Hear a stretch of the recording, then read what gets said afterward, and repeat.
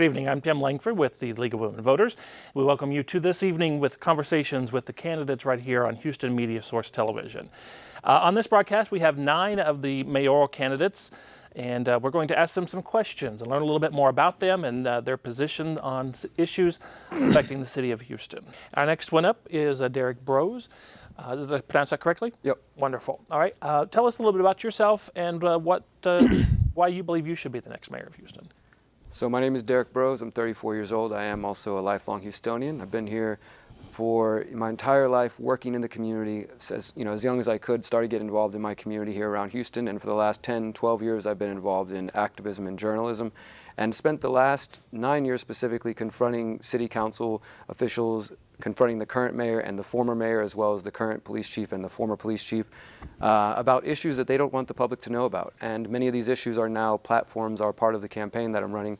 So like some of the other folks in this campaign, I'm seeking to expose corruption. I think it's become more and more clear to people in the city that our city is being run in ways that, at the very least, we can say don't reflect what the voters actually want. And Proposition B is the most recent example of that, where even if the people do have a voice and have a say when they decide they want something, as in giving the firefighters a raise, that is then denied them. So we're living in a city where even when the people choose to speak up and choose to get involved, their voices are being ignored. And I've seen that time and time again, going to city council, seeing how much power the mayor has, seeing how issue after issue is ignored. So I'm running on a campaign to really expose this in all different departments. We want to do an audit of the police department and look at the surveillance tools that they have. We want to put a complete end to no-knock raids and do an audit of any violent police officers that are still on duty and look into their records and see what we can do about that. We also want to decriminalize cannabis and end the drug war in Houston so that we can start getting to the end of this mass incarceration system that is reflected here in Harris County and Houston as much as it is on the national level. So we're talking about some really big issues that none of the other campaigns are focused on, and we're doing so specifically because I think Houston, the 4th largest city in the country, should take a position on bigger issues than certain things that might be more mundane. And Derrick Broze, how would you make Houston continue to be a welcoming and inclusive city?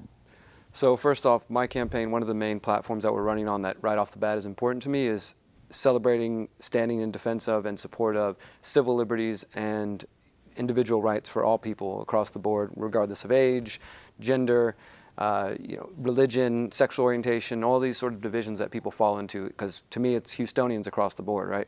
And as everybody has acknowledged, we understand we have over 100 languages spoken here. We can find any kinds of food we like, but I do think that what a few others have said is true, that we don't truly celebrate diversity, or at least there could be more steps taken to do that other than just paying lip service to it. One of these things I think that's important as far as talking about how diverse the city of Houston is to realize that there are communities, say for example on the east end of Houston over there in Manchester near a lot of the refineries where there's the highest rates of cancer in the country. These communities are left behind, are forgotten, and many other parts of Houston that are dealing with either pollution or environmental disasters, or they're living in what are known as food deserts. These are different communities that are completely affected by the lack of attention to this diversity, other than maybe putting up an advertisement that has somebody with a person of color on it, or we print things in multiple languages or things of this sort.